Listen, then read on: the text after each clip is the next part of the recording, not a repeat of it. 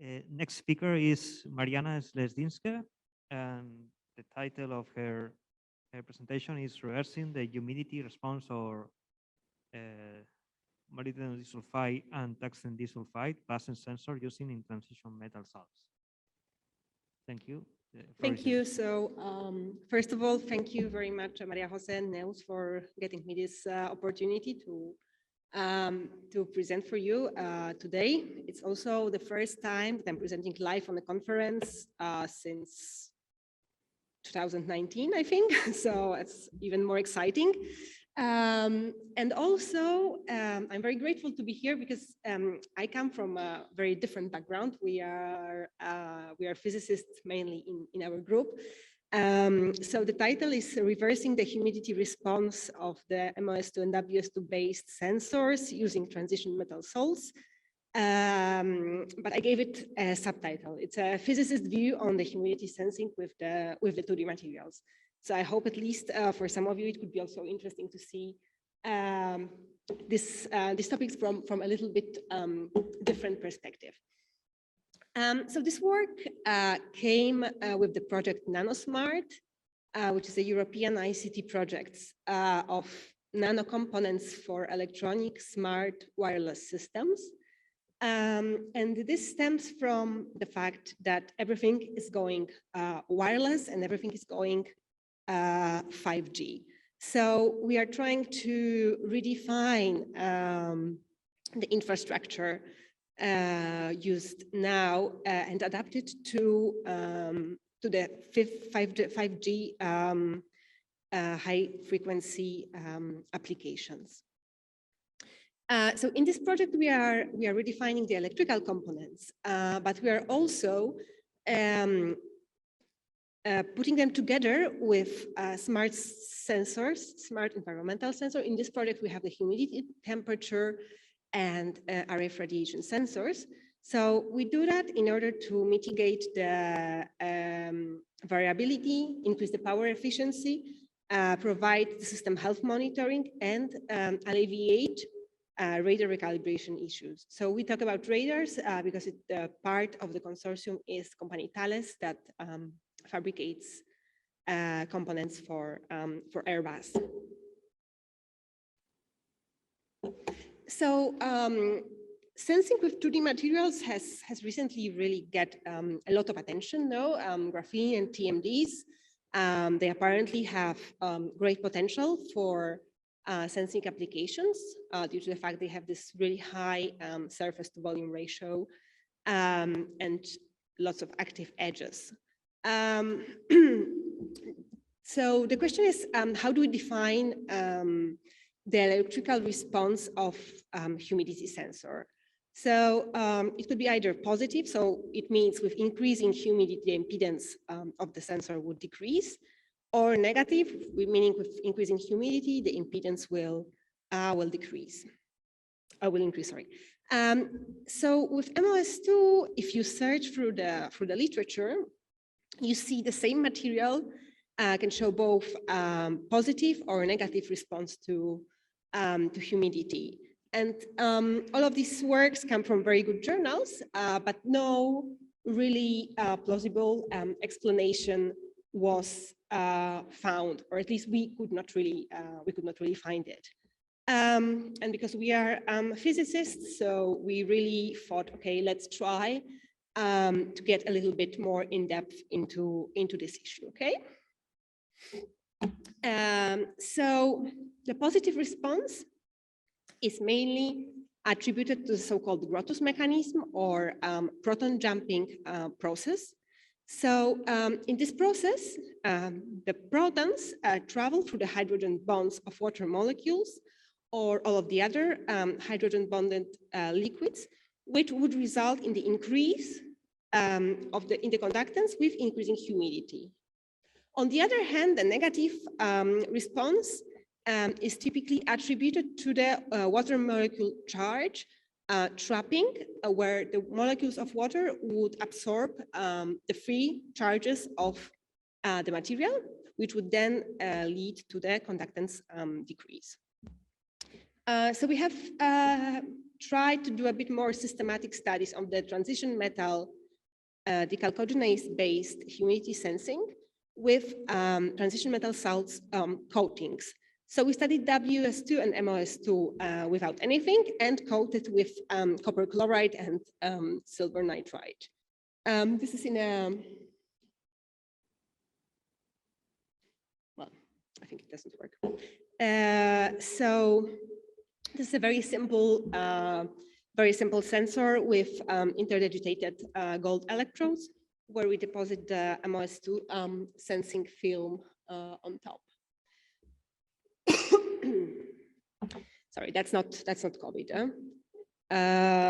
So the MoS2 nanofilms are prepared using very simple sonication in alcohol solutions for about 10 hours. And these nanosheets form stable solutions in the liquid, as can be seen in figure A. However, once we add the metal salts, they would attach to the nanoparticles, to the nanoflakes, and the material would precipitate to the bottom of the vials, right? So then we can take this precipitate and drop cast it on top of the interdigitated electrodes.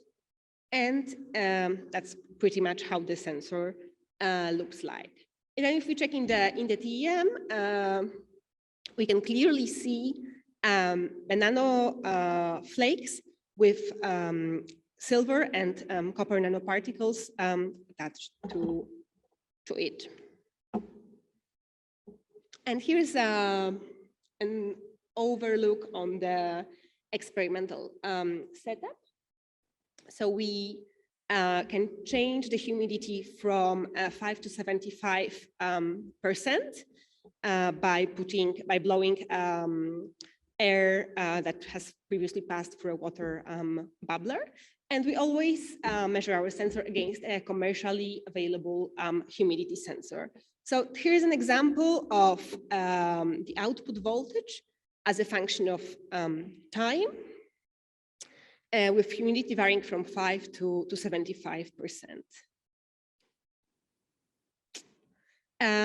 Right, so we can see that for the commercial sensor, with the decreasing humidity, the voltage decreases, while on the other hand, for our molybdenum disulfide copper humidity sensor, the voltage will increase.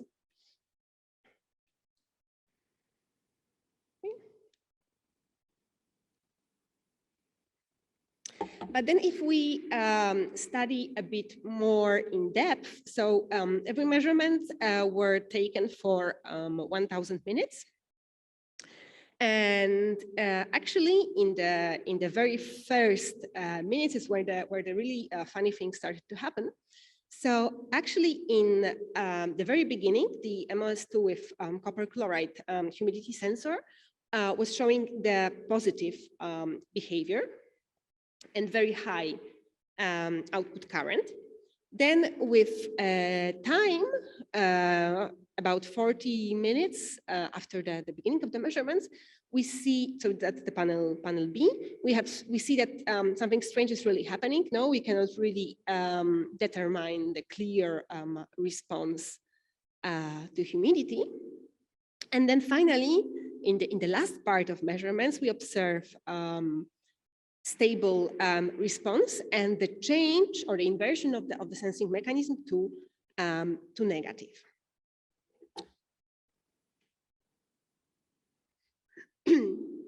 And we have seen that for both MoS2 and WS2 mixed with different quantities of copper ions.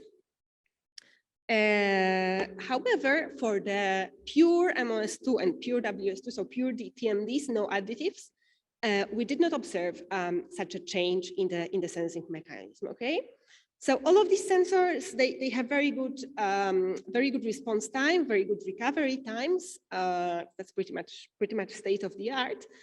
And also what we can an extra feature that we can provide is that we can also tune the electrical response by adding the copper chloride.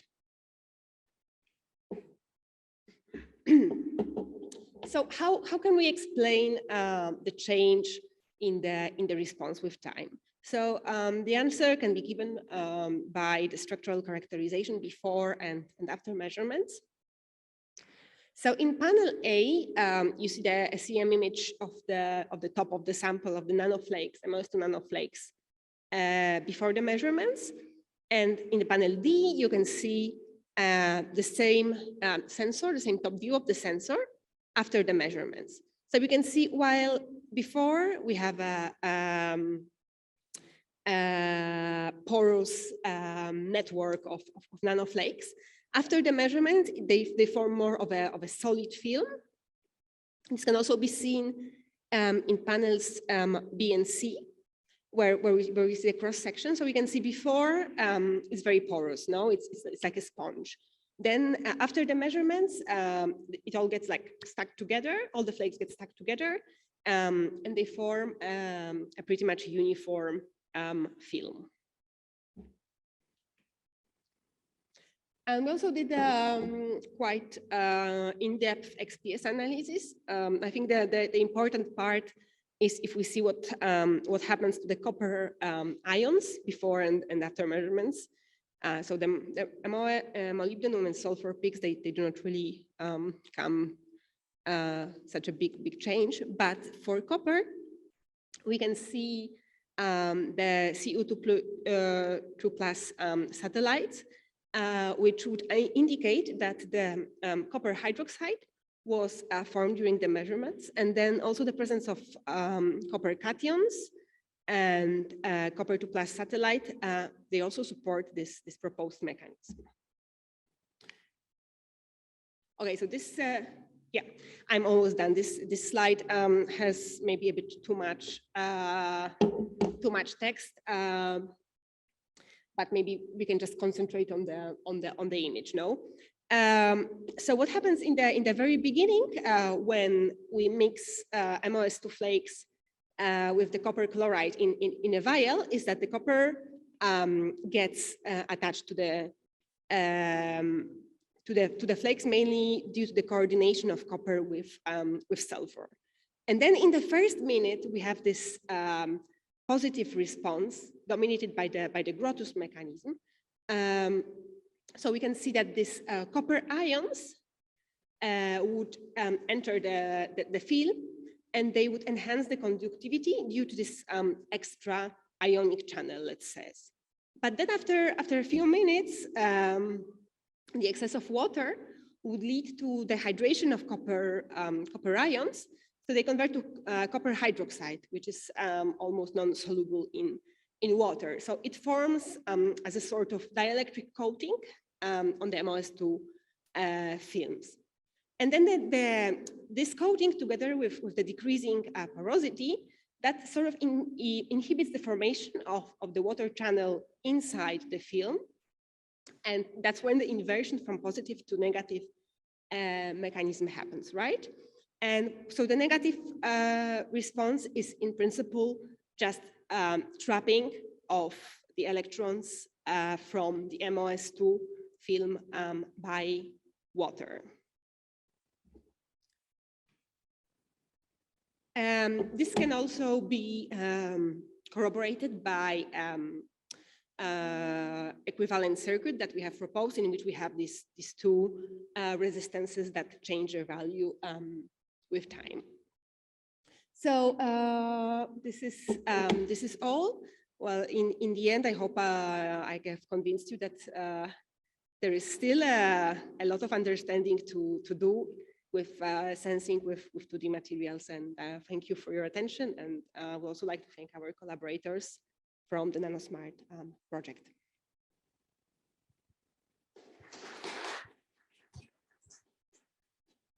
Thank you very much for this very nice presentation. There's a question here. Thank you for your presentation. I have one question about the sensor in the end.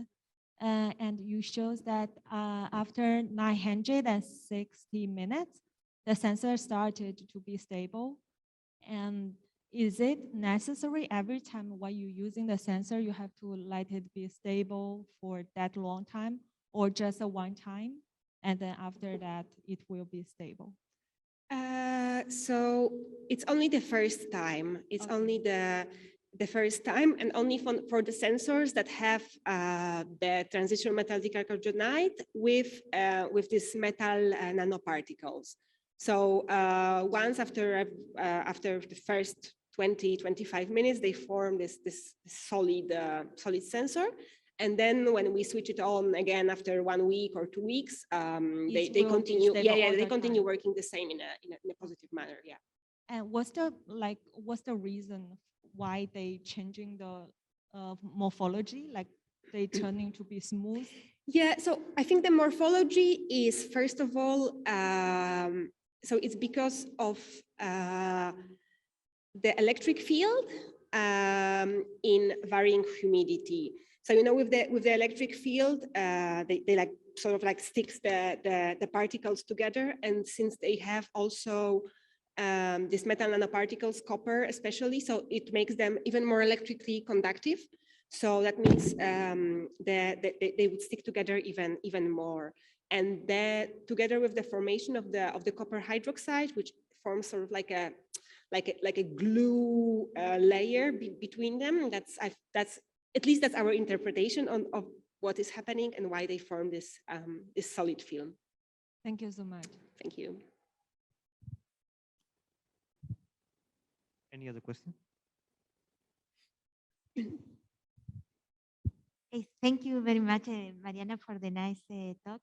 I was just wondering about how is the response of having different layers of molybdenum disulfide. If you have done any study as a function of the stack layers, As a function of thickness.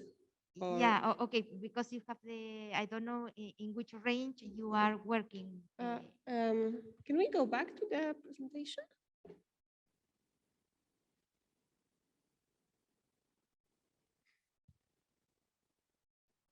It has an issue. Yeah, no. So the thing is, we do it in a very very artisan manner. No, we just deposit it by drop casting.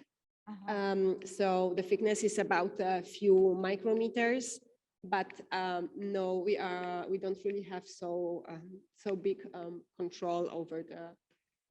And for the deposition of the of this salt, it's just only by immersion, by Deposition capillary of what? forces? Sorry. Because then you are putting the salts, the metal salts, no? Yeah. By only by capillary forces, or are you applying any electric field to? No, we don't use any electric field. We just go very fast, yeah, by capillary we just forces? mix them together in a vial. So we have after the sonication, like in panel A, we have the solutions of the MoS2 and WS2 in alcohol, and then we just add the salts in there. Okay. So we think it's the coordination between sulfur and copper that is creating like this union. But yeah. Okay, thank you very much. Thank you.